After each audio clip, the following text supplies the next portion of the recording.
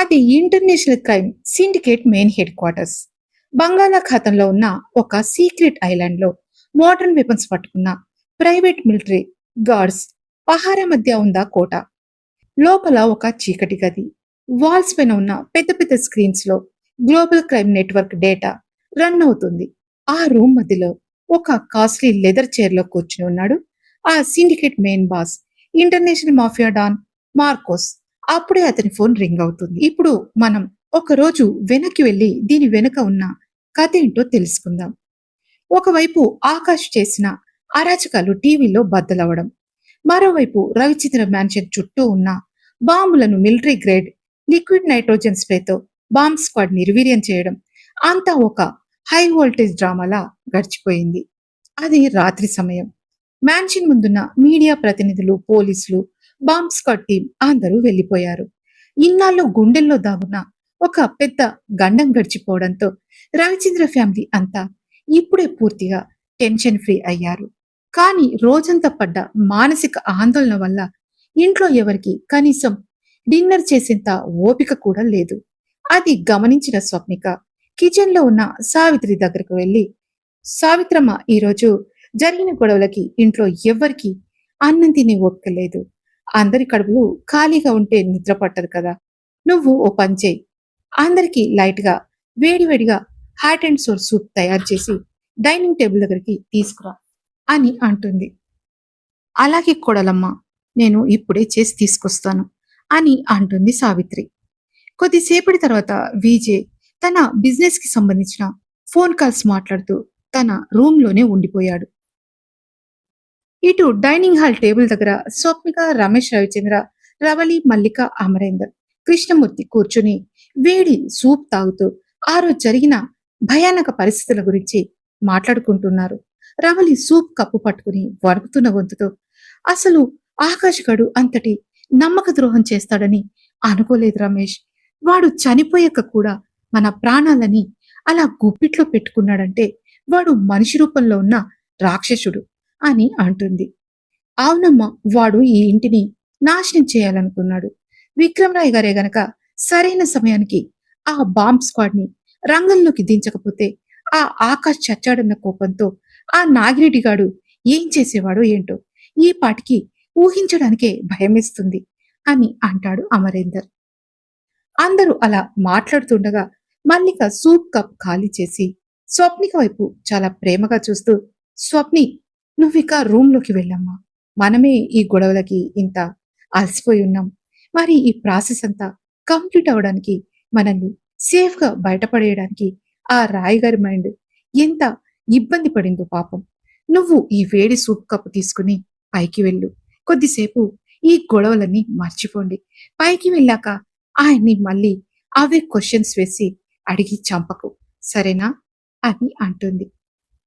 చిన్నపిల్లల చిరుకోపంగా ముఖం పెట్టి, ఏంటమ్మా, నీకు నేను ఎలా కనపడుతున్నాను అసలు? నేనేమైనా అంత కనికరం లేనిదాన్నా? నేనెందుకు ఆయన్ని క్వశ్చన్స్ అడిగి వేధిస్తాను అని అంటుంది స్వప్నిక. ఆమె అలా బుంగమూతి పెట్టేసరికి పక్కనే ఉన్న రమేష్, రవిచంద్ర మనసారా నవ్వుతూ ఆమె దగ్గరికొచ్చి చాలా ప్రేమగా స్వప్నిక తల నిమురుతాడు. అతని కళ్ళల్లో కోడలిపై అపారమైన గౌరవం, మమకారం కనిపించాయి. మళ్ళీ నా కోడల్ని నువ్వు ఏమీ అనకు. ఆ సైకో ఆకాష్ గడి అసలు బుద్ధి లోపల ఉన్న కుట్రలు మన ఎవరికీ తెలియవు. అలాగే మన స్వప్నికకు కూడా తెలియవు కదా.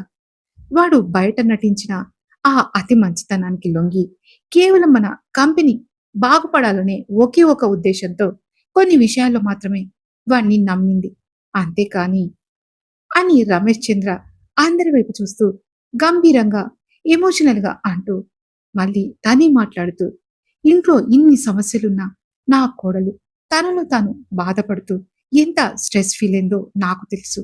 కానీ ఆ స్ట్రెస్ ని ఎప్పుడు ఇంట్లో వాళ్ళపై చూపించలేదు. మనల్ని, మన ఇంటిని, నా మనవడు రాజుని తను ఎప్పుడూ నెగ్లెక్ట్ చేయలేదు. మన స్వప్నిక ప్లేస్ లో ఇంకెవరైనా ఉండి ఉంటే ఈ పాటికి పరిస్థితులు వేరేలా ఉండేవి. మనమందరం చెట్టుకొకరు పుట్టకొకరు అయిపోయి రోడ్డున పడేవాళ్ళం. ఈ రోజు సమాజంలో చెప్పుకోవడానికి మనకంటూ ఒక కంపెనీ కూడా మిగిలేది కాదు. ఇదంతా నా కోడలు పడ్డ కష్టం వల్లే అని అంటాడు.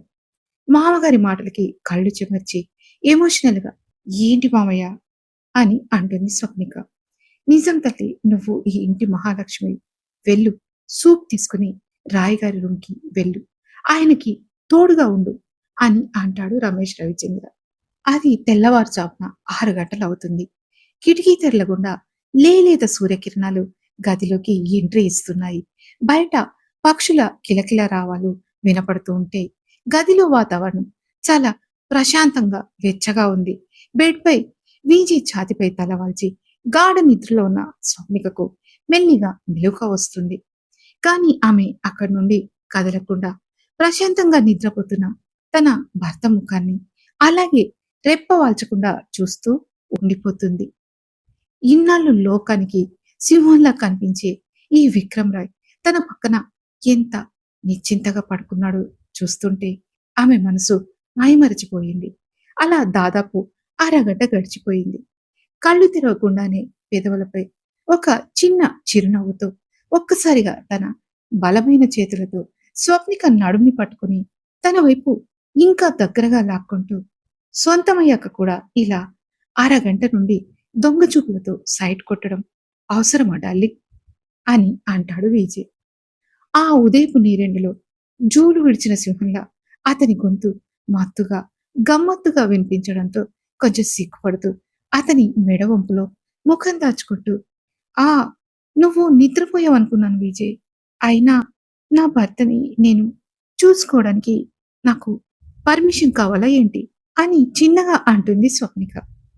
ఆమెను ఇంకా గట్టిగా హత్తుకుని స్వప్నిక ముఖాన్ని తన చేత్తో లేపుతూ, పర్మిషన్ అక్కర్లేదు, కానీ నీ చూపుల్లో ఉన్న వేడికి నా నిద్ర ఎప్పుడో కరిగిపోయింది స్వప్ని అని మెల్లిగా ఆమె మెడ వంపులోకి జరిగిన విజయ్ తన ముఖాన్ని స్వప్నిక గుండెల్లో దాచుకోగా ఆమె చాలా ప్రేమగా అతని ఒత్తైన జుట్టులోకి తన మునివేళ్లను పోనిచ్చి నెమ్మదిగా సవరిస్తూ కళ్ళు మూసుకుంటుంది.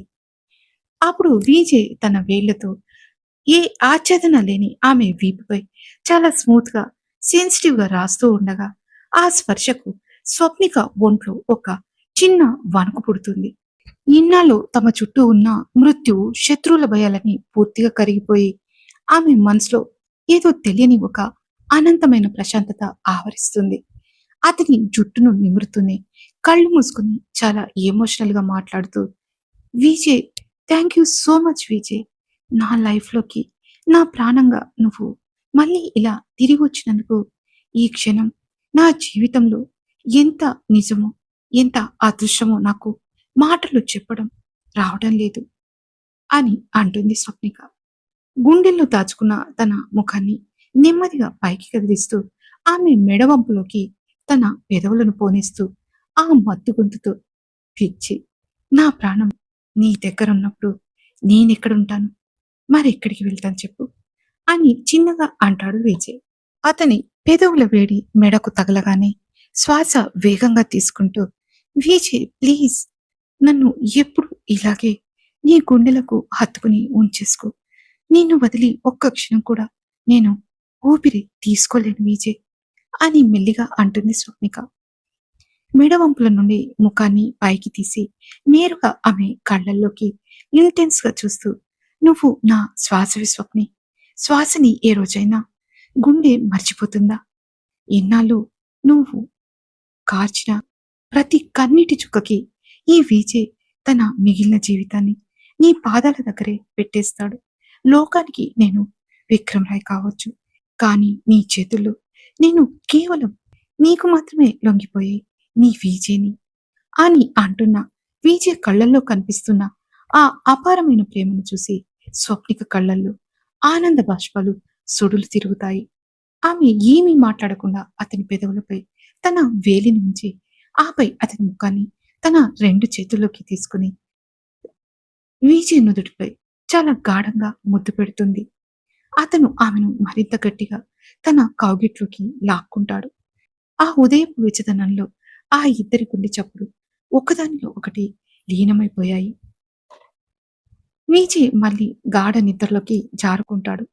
అతని గుండెలపై తలవాల్చి పడుకున్న స్వప్నిక కొద్దిసేపటి తర్వాత అతని నిద్రకు భంగం కలగకుండా మెల్లిగా పక్కకు జరిగి లేస్తుంది. ప్రశాంతంగా నిద్రపోతున్న భర్త ముఖాన్ని చూసి మురిసిపోతూ మెల్లిగా వెళ్ళి ఫ్రెష్ అయ్యి కిందికి వెళ్తుంది.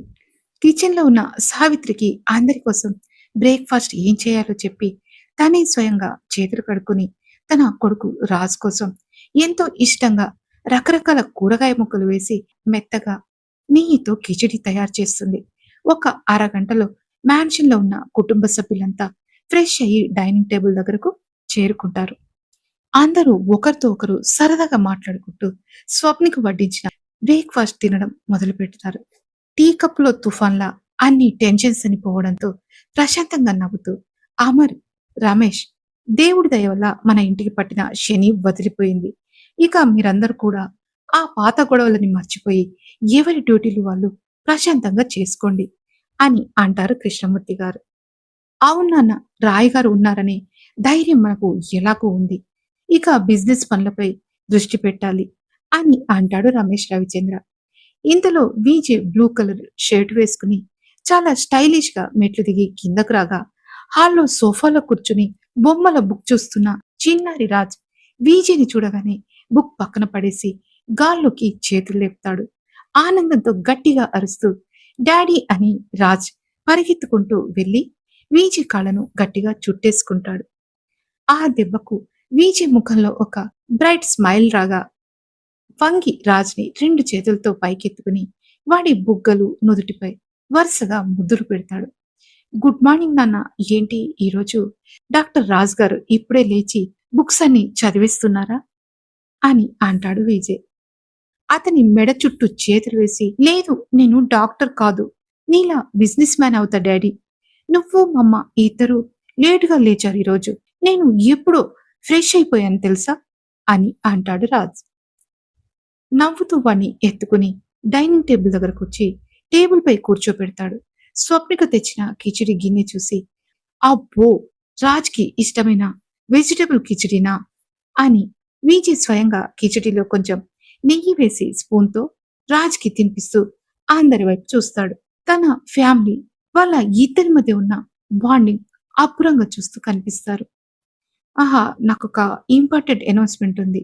ఒక urgent international business deal close చేయడం కోసం నేను ఈ రోజు రాత్రి స్విట్జర్లాండ్ వెళ్లాల్సి ఉంటుంది. ఇంకా 5 రోజుల్లో రాజ్ బర్త్డే ఉంది కదా, ఆ టైం కల్లా మేము తిరిగి వచ్చేస్తాం అని అంటాడు విజయ్. ఆశ్చర్యంగా అయోమయంగా చూస్తూ, స్విట్జర్లాండా, ఇంత సడన్ గా ఇప్పుడు ఎందుకు విజయ్? అసలే ఇంట్లో ఇన్ని గొడవలు జరిగాయి, ఈ టైంలో బిజినెస్ అంత అర్జెంటా అని అంటుంది స్వప్నిక. ఆమె వైపు సీరియస్ గా చూస్తూ, అవును స్వప్ని, అక్కడ స్విస్ ఫార్మాస్యూటికల్ తో మన రాయ్ ఇంటర్నేషనల్ కి ఒక బిగ్గెస్ట్ కాంట్రాక్ట్ ఉంది. లీగల్ గా కొన్ని డాక్యుమెంట్స్ పై మన ఇద్దరి సైన్స్ కావాలి. అది మన ఎస్ఎన్ఎస్ కంపెనీ ఫ్యూచర్ కి కూడా చాలా ప్లస్ అవుతుంది. అందుకే ఇద్దరం వెళ్ళాలి అని అంటాడు రాజు. స్వప్నిక చేయి పట్టుకుని ఫోర్స్ చేస్తూ, అదేంటమ్మా స్వప్ని, అలా అడుగుతావు? రాయ్ గారు అంత మాట చెప్పాక కూడా వెళ్లకుండా ఉంటావా? అయినా ఇన్నాళ్ళు నువ్వు ఇంట్లో గొడవల వల్ల విపరీతమైన స్ట్రెస్ లో ఉన్నావు. కొన్ని రోజులు ప్రశాంతంగా టెన్షన్ ఫ్రీ అవుతావు. వెళ్ళు తల్లి అని అంటుంది రవలి. అవునమ్మా స్వప్ని, బిజినెస్ పనులు ఎప్పుడు ఆపకూడదు. ఇప్పుడు ఆకాష్ చాప్టర్ క్లోజ్ అయిపోయింది కాబట్టి ఇక్కడ ఎలాంటి భయం లేదు. నువ్వు ధైర్యంగా రాయ్ గారితో వెళ్ళిరా అని అంటాడు రమేష్ రవిచంద్ర. జేబులో నుండి ఫోన్ తీసి కాశీకి కాల్ చేస్తూ, హలో కాశీ, అర్జెంట్ గా స్విట్జర్లాండ్ కి 3 టికెట్స్ బుక్ చేయి అని అంటాడు విజయ్. ఒక్కసారిగా ఆశ్చర్యంగా చూస్తూ మధ్యలోనే ఆపేస్తూ, ఏంటి రాయ్, 3 టికెట్లా? అంటే రాత్రి కూడా తీసుకెళ్తున్నారా అని కంగారుగా అడుగుతుంది రవలి. అవునమ్మా, వాడు లేకుండా మేమెలా వెళ్తాం చెప్పు అని అంటాడు విజయ్. వద్దు రాయ్, స్విట్జర్లాండ్ లో ఇప్పుడు విపరీతమైన చలి ఉంటుంది. అంత చలి ప్రదేశాలు వాడి వయసుకు అస్సలు పడవు. అనవసరంగా వాడి ఆరోగ్యం పాడవుతుంది. జలుబు జ్వరం వస్తే వాడు తట్టుకోలేడు. రాజుని ఇక్కడే మా దగ్గర వదిలేసి వెళ్ళండి అని అంటుంది రవలి. రవలి ఆ మాట అనగానే రాజ్ని వదిలి వెళ్ళడం ఇష్టం లేక స్వప్నిక కంటే ఎక్కువగా వీచి ముఖం ఒక్కసారిగా చిన్నబోతుంది. ఎప్పుడు గంభీరంగా ఉండే విక్రమ్ రాయ్ కొడుకుని వదిలి వెళ్లాల్సి వస్తుందనే బాధతో కళ్ళు చెమర్చడం చూసి టేబుల్ దగ్గర ఉన్న వాళ్ళంతా ఒక్కసారిగా అబ్బురపడతారు. కానీ రమేష్ రవిచంద్ర మాత్రం వీజీలోని ఆ తండ్రి ప్రేమని చూసి మనసులోనే మురిసిపోతూ నవ్వుకుంటాడు. విజయ్ షర్ట్ పట్టుకుని డాడీ నేను కూడా వస్తా అని అంటాడు రాజు. రాజుని గట్టిగా గుండెలకు హత్తుకుని వాడి తల నిమురుతూ ఎమోషనల్ వాయిస్ తో నాన్న బంగారం అక్కడ చాలా చలిగా ఉంటుంది. నీకు ఫీవర్ వస్తే మా అమ్మ ఏడుస్తుంది కదా, అందుకని డాడీ నీకోసం అక్కడి నుంచి పెద్ద టెడ్డీ బేర్ కారు బొమ్మలు తెస్తాడు, సరేనా? తాతయ్యల దగ్గర బుద్ధిగా ఉండాలి నువ్వు అని అంటాడు విజయ్. విజయ్ బాధను గమనించి సర్దుకుంటూ రాజ్కి నచ్చ చెప్తూ అవును రాజు నాన్న, తాతయ్యలతో లూడో ఆడుకుంటూ ఉండు ఇక్కడ, మమ్మీ డాడీ నీ బర్త్డే కల్లా వచ్చేస్తారు అని అంటుంది స్వప్నిక. అలా డైనింగ్ టేబుల్ దగ్గర మాట్లాడాక రాజ్ ఆరోగ్యం దృష్ట్యా వాని మ్యాన్షన్ లోని తాతయ్యల దగ్గర ఉంచి విజయ్ స్వప్నిక ఇద్దరే స్విట్జర్లాండ్ వెళ్ళాలని ఫైనల్ గా డిసైడ్ చేస్తారు. సాయంత్రం ఆ హాల్లో రాజ్ తన ఇద్దరు తాతయ్యలతో అల్లరి చేస్తుంటాడు.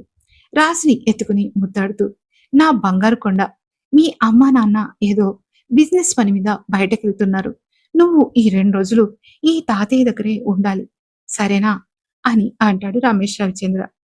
తుంటరిగా నవ్వి రమేష్ చంద్ర గడ్డం పట్టుకుని స్మాల్ తాత బిజినెస్ కాదు, అంతా అబద్ధం, మమ్మీ డాడీ పెళ్ళైంది కదా, అందుకని ఎంజాయ్ చేయడానికి వెళ్తున్నారు, నాకు తెలుసు అని అంటాడు రాజు. ఓరి బంగారం, వేలడంత లేవు, నీకెలా తెలుసురా అని ఆశ్చర్యంగా అంటాడు అమరేందర్. ఇందాక మ్యాంగో తినిపిస్తూ సావిత్రమ్మ చెప్పింది అని అంటాడు రాజ్. నవ్వుతూ మధ్యలోనే వచ్చి అమ్మో వీడు మనకంటే స్మార్ట్ రా రమేష్, ఒరే నాన్న రాజ్, అదేం లేదురా, మరి నువ్వు ఇంట్లో ఉంటే మాకు బోరు కొట్టదు కదా, అందుకే మా కోసం నిన్ను ఇంట్లో ఉంచేస్తున్నారు అని అంటాడు అమరేందర్. బోర్ ఎందుకు కొడుతుంది తాత, నేను నువ్వు బిగ్ 2 తాత, ముగ్గురం కలిసి లూడో ఆడుదాం, ఎవ్వరు ఓడిపోతే వాళ్ళు కిచెన్ లోకి వెళ్ళి ఐస్ క్రీమ్ తెచ్చి గెలిచిన వాడికి తినిపించాలి, డీలా అని అంటాడు రాజు. అబ్బో భలే డీల్ పెట్టావురా నువ్వు, అయితే ఈ గేమ్ లో నేనే విన్ అవుతా అని అంటాడు రమేష్ రవిచంద్ర. అమర్ వైపు చూసి నవ్వుతూ చూద్దాం చూద్దాం, స్మాల్ తాతయ్యకి అసలు ఆటమే రాదు, అవునా బిగ్ 2 తాత అని అంటూ కృష్ణమూర్తి గారి వైపు చూస్తాడు. మునిమడిమడి మాటలు వింటూ మురిసిపోతున్న కృష్ణమూర్తితో ఓయ్ బిగ్ 1 తాత, ఈ తాతలిద్దరూ నన్ను చీట్ చేయకుండా నువ్వు మా గేమ్ ని చూస్తూ ఉండాలి అని సీరియస్ గా అంటాడు రాజు. ఆ మాటకి రమేష్ రవిచంద్ర అమరేందర్ ఇద్దరు ఒక్కసారిగా నవ్వేస్తారు. ఆ నవ్వుల మధ్య విజయ్ స్వప్నిక లగేజ్ బ్యాగులతో మెట్లు దిగి కిందకొస్తారు. స్వప్నిక లైట్ కలర్ సారీలో చాలా పద్ధతిగా అందంగా ఉంది. విజయ్ మాత్రం వైట్ షర్ట్ బ్లూ జీన్స్ లో చాలా హ్యాండ్సమ్ గా ఉన్నాడు. రాజ్ దగ్గరకు వచ్చి వాడి బుగ్గలు నిమురుతూ రాజ్ బంగారం, తాతయ్యలని అస్సలు ఇబ్బంది పెట్టకూడదు, టైంకి ఫుడ్ తినాలి, సరేనా అని అంటుంది స్వప్నిక. నువ్వు అస్సలు టెన్షన్ పడకు మమ్మా, నువ్వు వచ్చేసరికి ఆ ఇద్దరు తాతయ్యలని నా కంట్రోల్లో ఉంచుతాను, డాడీ మమ్మని జాగ్రత్తగా చూసుకో, మళ్ళీ ఏడిపించకు అని అంటాడు రాజు. ఒరేయ్ నా కూతురు, అదే మీ అమ్మ కూడా నన్ను కంట్రోల్లో పెట్టలేదు, నువ్వేం పెడతావురా అని అంటాడు నవ్వుతూ అమరేందర్. ఓయ్ తాత, డాడీ తర్వాత ఇక్కడ మీ అందరినీ చూసుకునే మొగాన్ని నేనే అని అంటాడు రాజు. ఒరేయ్ ఒరేయ్, ఈ ముదురు మాటలు నీకు ఎవరు చెప్తున్నారా అని సీరియస్ గా అంటాడు రమేష్. అప్పుడు డాడీ రానప్పుడు, మీరందరూ సాడిగా ఉన్నప్పుడు సావిత్రమ్మ మిమ్మల్ని చూసుకునే మొగాన్ని నేనే అని చెప్పింది అంటూ ముద్దు ముద్దుగా చెప్తున్న ఆ మాటలకు అందరూ ఒక్క క్షణం సైలెంట్ అవుతారు. ఒక స్టైలిష్ నవ్వు నవ్వి ఇంకేంటి, నువ్వు పర్మిషన్ ఇచ్చావు కదా రాజ్ బాస్, ఇక నీ మమ్మ నా గుప్పెట్లోనే ఉంటుంది, సరే రమేష్ గారు, అమర్ గారు, తాతయ్య మేం బయలుదేరుతున్నాం అని వీచి అనగానే అందరూ లేచి నిలబడతారు. రవళి మల్లికలను చూసిన స్వప్నిక అత్తయ్య అమ్మ మేం వెళ్ళొస్తాం, మీరు జాగ్రత్త అని బీజీతో కలిసి అందరి పాదాలకు దండం పెడుతుంది. శీఘ్రమేవ సుపుత్ర ప్రాప్తిరస్తు, దీర్ఘ సుమంగళి భవ, అన్యోన్య దాంపత్య ప్రాప్తిరస్తు అని నలుగురు మనస్ఫూర్తిగా దీవిస్తారు. ఇక్కడ విజే స్వప్నికలు స్విట్జర్లాండ్ ఫ్లైట్ ఎక్కడం ఆలస్యం. అక్కడ డార్క్ క్రైమ్ వరల్డ్ లో ఒక భయంకరమైన తుఫాన్ మొదలవుతుంది. అది international crime syndicate main head quarters. బంగాళాఖాతంలో ఉన్న ఒక సీక్రెట్ ఐలాండ్ లో మోడర్న్ వెపన్స్ పట్టుకున్న ప్రైవేట్ మిలిటరీ గార్డులు పహారాల మధ్య ఉందా కోట. లోపల ఒక చీకటి గది. వాల్స్ పై ఉన్న పెద్ద పెద్ద స్క్రీన్స్ లో global crime network data run అవుతుంది. ఆ రూమ్ మధ్యలో ఒక కాస్ట్లీ లెదర్ చైర్ లో కూర్చుని ఉన్నాడు ఆ syndicate main boss, international mafia don Marcos. అతని వయసు 50 ఏళ్లు దాటిన అచ్చం హాలీవుడ్ విలన్లా 6 ఫీట్ హైట్ తో పక్క రగ్డ్ బాడీతో ఉంటాడు. ముఖంపై ఒక పాత కత్తిఘాటు ఉంది. కళ్ళల్లో మాత్రం విపరీతమైన క్రూరత్వం కనిపిస్తూ ఉంటుంది. ఒంటిపై black colour costly silk shirt వేసుకుని చేతి వెలిగి సిండికేట్ లోగో ఉన్న గోల్డ్ రింగ్ పెట్టుకున్నాడు. వాడు స్టైలిష్ గా సిగార్ తాగుతూ పొగ వదులుతుండగా పక్కనే ఉన్న ఒక శాటిలైట్ ఫోన్ రింగ్ అవుతుంది. మార్కోస్ ఆ గోల్డ్ రింగ్ ఉన్న వేలితో ఫోన్ లిఫ్ట్ చేసి సిగార్ పొగ వదులుతూ చాలా బేస్ వాయిస్ తో రఫ్ గా చెప్పు నాగిరెడ్డి అని అంటాడు. నాగిరెడ్డి మార్కోస్ కి ఎందుకు ఫోన్ చేశాడు? విక్రమ్ రాయ్ కూడా సిండికేట్ లో ఒక మాఫియా డానే కదా. ఆకాష్ ని చంపినందుకు నాగిరెడ్డి విక్రమ్ రాయ్ మీద ఎలా పగ తీర్చుకుంటాడు? తెలుసుకోవడానికి వెంటనే సబ్స్క్రైబ్ చేసుకోండి. ఈ పార్ట్ మీకు నచ్చినట్టయితే లైక్ చేసి కామెంట్ పెట్టండి. Thank you so much.